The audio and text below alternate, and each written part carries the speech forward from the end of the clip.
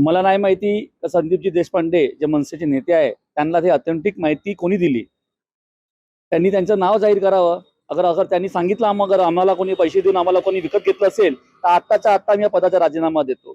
आम्ही जे जे लढाई लढलो किंवा जे आमचं जो जे इथं स्थानिक लेवलवर आमचं जे राजकारण झालं हे आम्हाला माहिती आहे. आमचा अपमान किती काँग्रेसने वारंवार खासदार बहिणी जे आहे बहिणी आमच्या त्यांनी कितीदा केला. आम्ही वारंवार सकाळी 10:30 पर्यंत त्यांच्या काँग्रेसच्या ऑफिसमध्ये विजय वडेट्टीवार यांच्या घरी बसलो नसतो. अगर पैसे आम्हाला भाजपकडून घ्यायचे असते तर रस्त्यावरती जे 15 मिनिटं उरले होते जो आमचा फॉर्म्युला ठरला होता पदाचा तो रस्त्यावर बसून साईन नाही केला असता. एखाद्या हॉटेलमध्ये आलिशान 1-1 कोटी आले असते, एखाद्या आलिशान हॉटेलमध्ये बसून या सगळ्या घडामोडी झाल्या असत्या.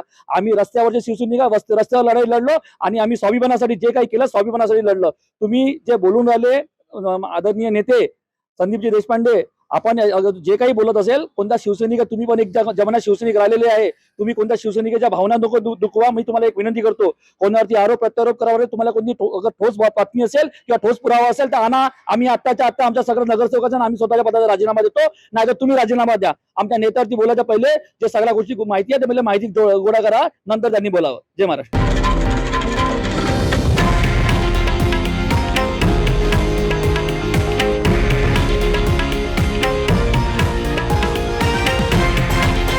हे आहे देशातील नंबर 1 न्यूज नेटवर्क आणि आपण पाहत आहात TV9 मराठी, एकमेव.